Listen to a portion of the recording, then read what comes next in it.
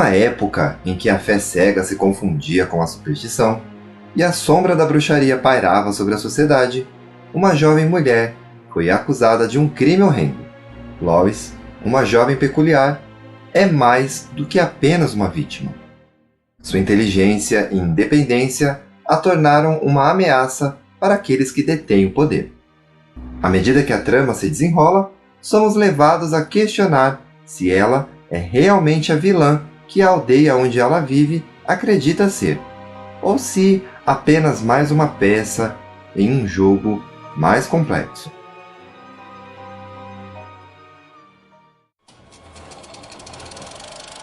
Sejam todos muito bem-vindos ao Película Podcast.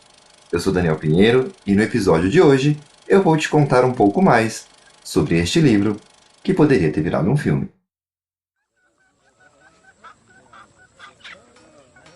Imagine uma pequena vila, onde a vida transcorre pacata, até que um evento trágico abala a comunidade. A jovem Lois é acusada de bruxaria e se torna o centro de uma caça às bruxas. A partir daí, somos arrastados para um mundo de julgamentos injustos e o medo do desconhecido. Elizabeth Gaskell, a autora desta obra, que com sua maestria narrativa nos mostra como é questionada a natureza da verdade, a fragilidade da justiça e a crueldade da intolerância. Mas quem era Elizabeth Gaskell para escrever uma história tão sombria e perturbadora? Uma mulher à frente de seu tempo, ela era conhecida por sua sensibilidade social e por sua capacidade de retratar a realidade da vida vitoriana. Influenciada pelas ideias do romantismo e do realismo, ela utilizava a ficção como uma ferramenta para denunciar as injustiças e a hipocrisia da sociedade de sua época.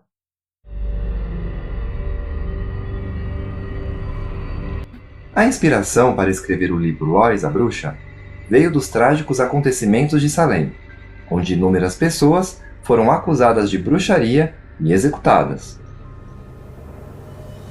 Gaskell, fascinada por essa história real, decidiu explorar as profundezas do medo e da histeria coletiva, utilizando a ficção como um meio de denunciar esses absurdos. A sua obra pode ser comparada a outros clássicos da literatura gótica, como os romances de Edgar Allan Poe e Mary Shelley. No entanto, ela traz para a narrativa um olhar mais social e crítico, utilizando o sobrenatural como um reflexo de angústia e de medo. Essa história é um enigma que nos persegue do início ao fim. Será que ela realmente é uma bruxa capaz de conjurar feitiços e causar mal? Ou será que é apenas uma vítima inocente, presa em uma teia de mentiras e acusações? À medida que avançamos na narrativa, somos confrontados com evidências contraditórias e testemunhas que mudam de versão. Enquanto Poe e Shelley exploram o lado mais sombrio da psique humana e os horrores do sobrenatural, ela utiliza o gênero gótico como uma lente para analisar as questões sociais de sua época. O sobrenatural serve como um catalisador para a exploração de temas muito conhecidos até os dias de hoje, como a desigualdade e a intolerância religiosa. A ambiguidade de Lois é intencional. Questionamos nossas próprias percepções e a não aceitar as coisas à primeira vista. A figura da bruxa, tradicionalmente associada ao mal e à perversão, é subvertida ao longo de toda a história. Ela logo se torna um símbolo daqueles que são marginalizados e perseguidos por serem diferentes.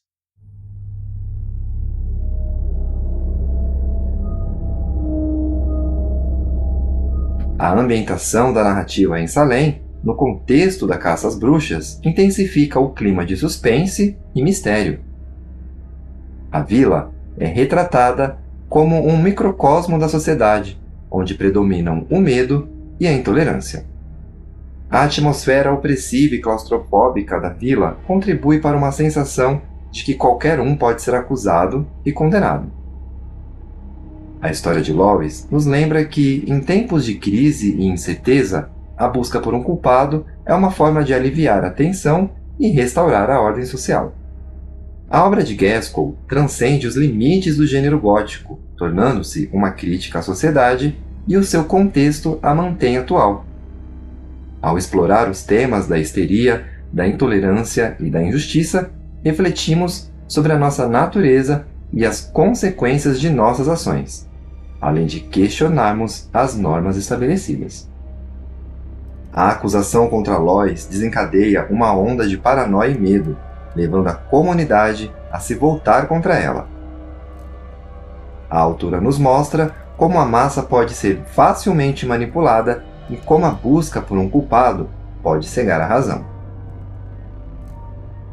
Essa dinâmica, presente no livro, ecoa em diversos momentos da história da humanidade. Um exemplo clássico é a caça às bruxas em Salem, no século XVII. Assim como em Lois a Bruxa, a histeria coletiva levou à acusação de inocentes que foram condenados à fogueira, baseados em rumores e superstições. A comunidade, aterrorizada por forças sobrenaturais, se uniu contra um inimigo comum, alimentando a intolerância e a violência. A histeria coletiva não é um fenômeno restrito ao passado. Em tempos mais recentes, vimos casos semelhantes se repetir, como as acusações de bruxaria em comunidades africanas e as caças às supostas bruxas em algumas regiões da Europa. A história de Lois nos serve como um lembrete de que, mesmo em sociedades ditas modernas, o medo e a ignorância podem levar a atos gratuitos de crueldade e injustiça. E não faz muito tempo que a pandemia da Covid-19 também nos mostrou como a histeria pode se manifestar em escala global. A disseminação de informações falsas e a polarização política levaram a um aumento da desconfiança e da hostilidade entre as pessoas. A busca por um culpado, seja ele um grupo étnico, um governo ou uma instituição, é o que alimenta o ódio e a divisão.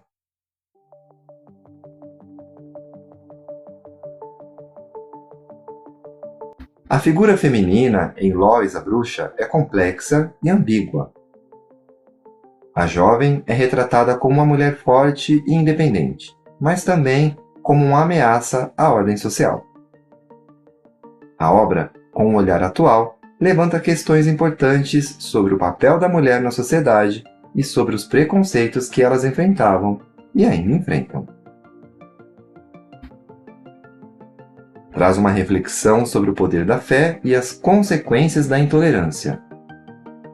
É um livro que assombra e intriga, e que nos faz questionar até que ponto estamos dispostos a acreditar no que nos dizem.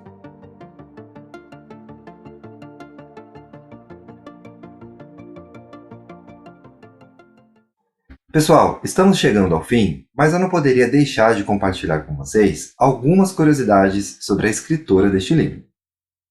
Pessoal, estamos chegando ao fim, mas eu não poderia deixar de compartilhar com vocês algumas curiosidades sobre a escritora deste livro. Como vocês já sabem, seu nome é Elizabeth Gaskell, mas o que poucos sabem é que a sua infância foi marcada por grandes tragédias, como ter perdido a sua mãe com menos de 2 anos de idade, e também por ter perdido seu irmão, que tinha se alistado para a Marinha, e o navio onde ele estava embarcado acabou se perdendo em uma expedição para a Índia.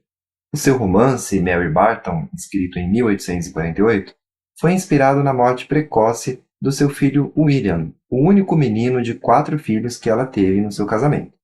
O seu marido, que também se chamava William, a apoiou bastante para que ela escrevesse este livro como forma de superar o luto. Elizabeth Gaskell, aos 55 anos, vítima de um infarto, faleceu repentinamente enquanto visitava uma casa comprada como surpresa para o seu marido. A escritora, conhecida por seu ativismo social e prolífica produção literária, já enfrentava problemas de saúde. Em busca de um novo lar e ar puro, a família se mudaria de Manchester. Sua morte prematura não apagou seu legado, marcado por obras que abordam questões sociais relevantes, como as desigualdades de classe, que continuam a inspirar leitores e estudiosos até hoje. Na descrição deste episódio estão todos os links para você conhecer um pouco mais do nosso trabalho. Dentre eles, ao do nosso projeto de financiamento coletivo do Apoia.se, onde você pode colaborar a partir de R$ 5,00. E aí, você vai ter acesso a conteúdos exclusivos que não postamos aqui. Seja um apoiador, para que possamos continuar com ainda mais relevância. Agora o nosso próximo encontro será apenas no ano que vem. Muito obrigado pela sua audiência, boas festas, até a próxima!